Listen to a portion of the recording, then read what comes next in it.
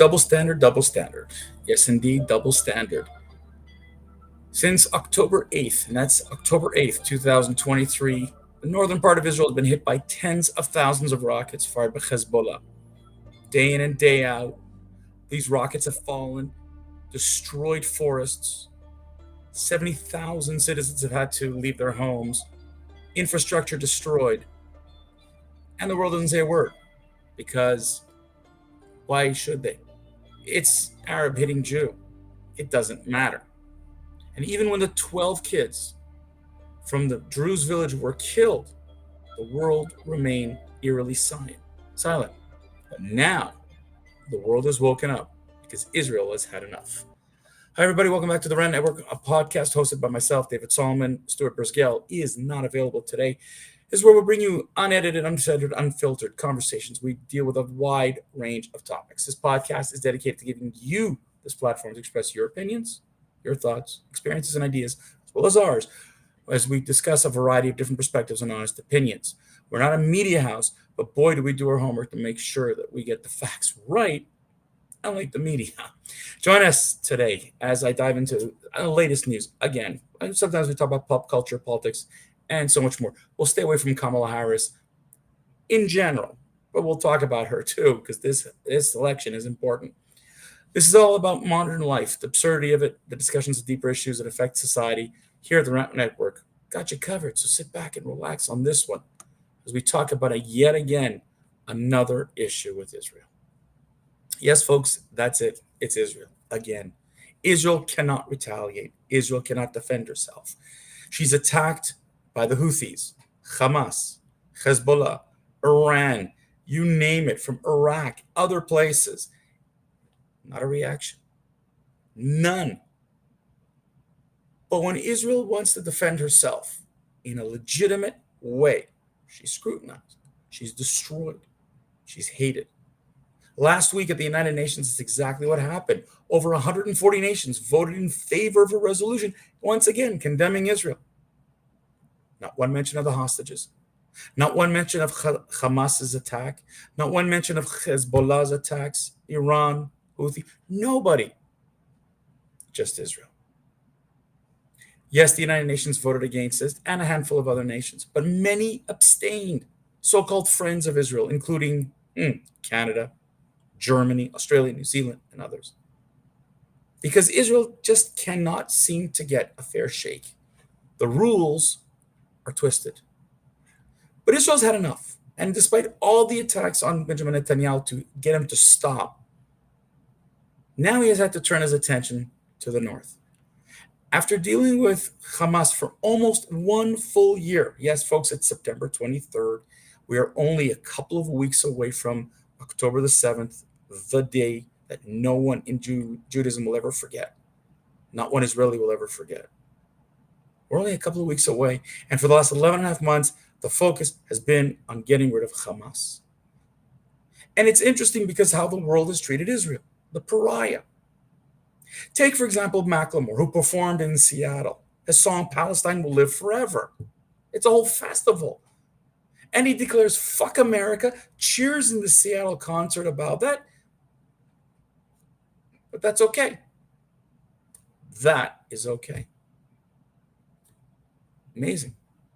Rampant anti-Semitism, hate towards Israel, rampant anti-Zionism, and that is okay. Because Israel is not allowed to retaliate. Israel deserves to be beaten up per these people.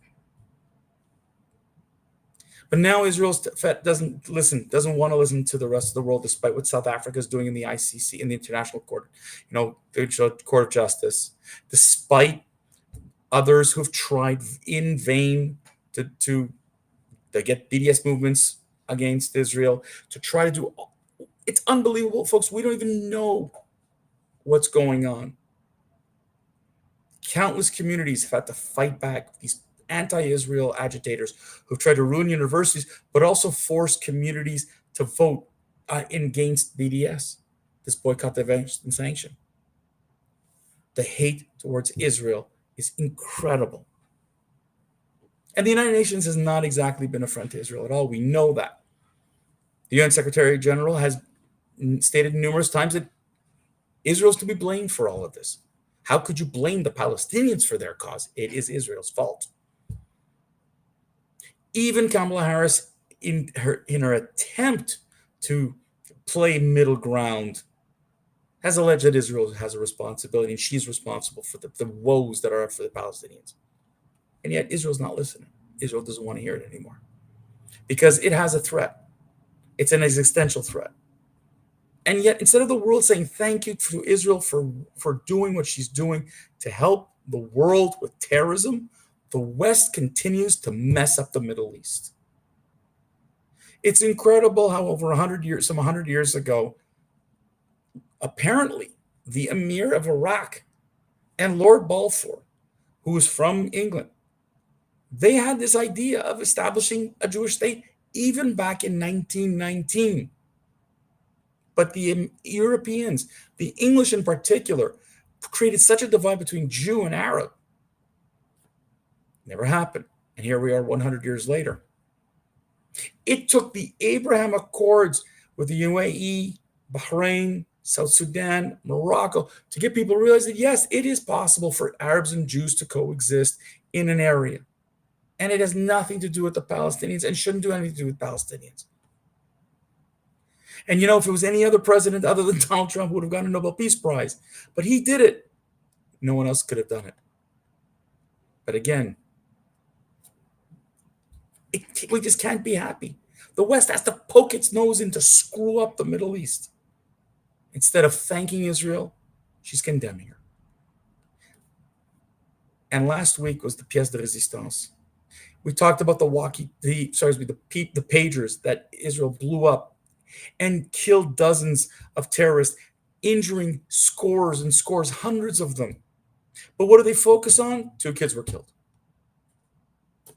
Not that Hezbollah were plotting and arming themselves in civilian neighborhoods.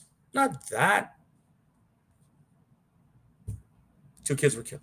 Israel's escalating. Once again, Israel is the cause. She is the pariah.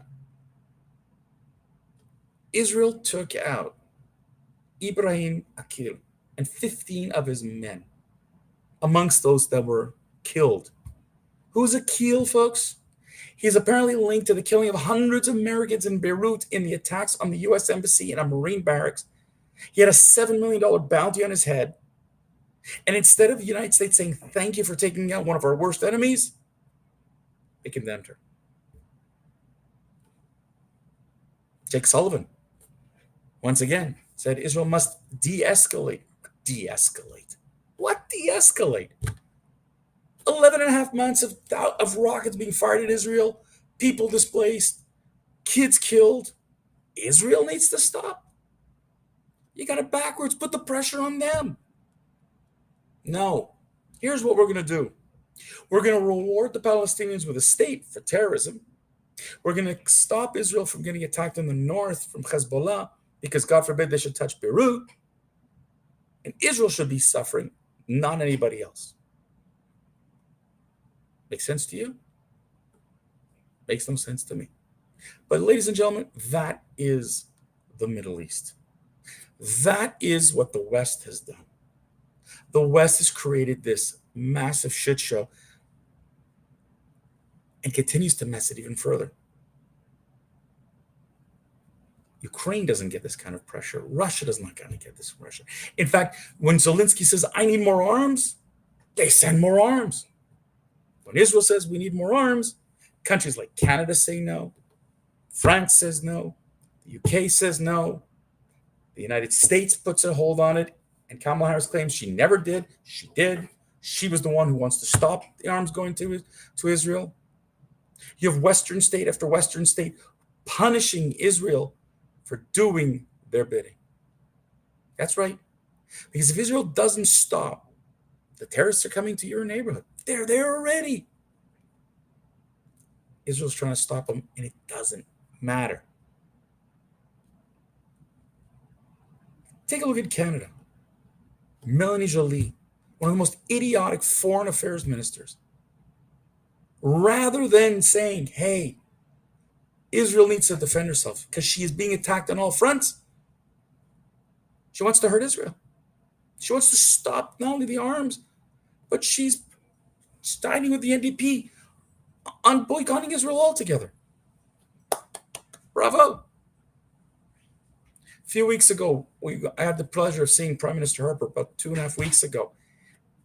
In a speech, he, who generally says, I stay quiet.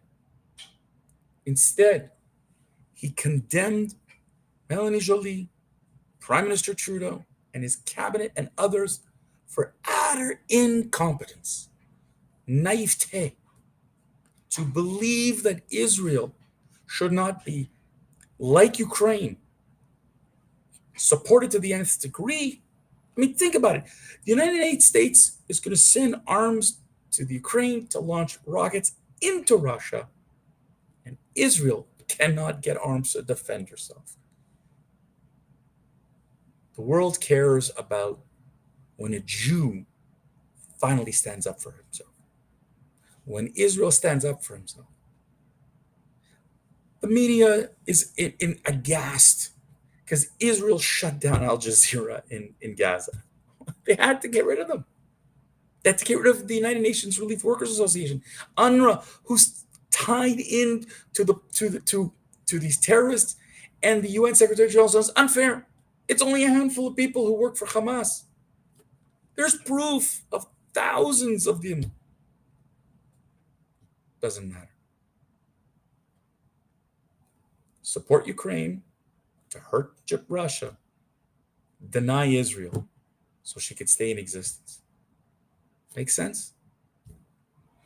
The media's loving this whole thing of going into Gaza and showing pictures of the destruction and devastation that Israel destroyed all of this. But Israel would have never destroyed any of it had she not been attacked on October 7th. Beirut would not be blown up partially had Hezbollah not attacked Israel on October the 8th. But it's backwards. It's always backwards. It's always Israel at fault. Israel escalates. I appreciate John Kirby today, who came on Fox News, who finally admitted that the number one obstacle to a ceasefire in Gaza is Yahya Sinwar, the new leader of Hamas, who as of Sunday night was suspected to be killed. We're not sure how, we don't know where or what. In all likelihood, we'll find out over the next day or so. But folks, John Kirby finally said what was needed to be said. Point the finger away from Israel. Sinwar has the hostages. Sinwar has the chance, had offer after offer after offer, said no. Nasrallah in Hezbollah, same thing. You've got an offer to cease, to stop and desist. And it said, it continues. And Iran backs him by saying, yes, we will retaliate because Israel doesn't have a right to defend herself. Israel should be destroyed. Amazing. Israel hits Hamas, Iran, the Houthis retaliate. Rockets were fired into Israel by Hezbollah. Who sends them the rockets? Iran. Who's helping them? Iran. And Israel's getting condemned. Not Lebanon. Not this so-called Palestinian Authority who's going to get a seat in the United Nations because that's the right thing to do. Reward them for terrorism. Beautiful. Not the Houthis, not Iran, not Iraq. No one is blamed for the escalation in the Middle East but Israel. Let me conclude with this. United Arab Emirates signed the Abraham Accords with Israel some 4 years ago. They're not thrilled. They're not thrilled. Saudi Arabia was supposed to sign the Abraham Accords. They're not thrilled with what's going on and have kind of said to Israel, let's tone it down a little bit. But you don't hear the condemnation. You don't hear the absolute vile attacks like you hear from the West towards Israel. Ask yourself why. Ask yourself why. It's because these countries don't want to blame Israel. They need her. They need this over because they know the existential threat is Iran. But the West is in the way again. The West is screwing it up. And it's time for the West to step aside and let Israel do her job. That's it for today, ladies and gentlemen. Thank you for tuning into today's edition of the Rant Network. Really do appreciate you're tuning in. Look, if you're getting some valuable insights, that's awesome. If you're watching this on YouTube, hit the subscribe button. If you're watching this on the rantnetwork.com, subscribe. If you're watching this on Facebook, please go visit any one of these sites and just get a notification that we have another edition, because we come out every Monday, Wednesday, Friday, noon Eastern is when we broadcast. In the meantime, check us out on social media, share us with your friends. You hear things here that you will not hear in other podcasts, but especially on media. Tell your friends. No secrets.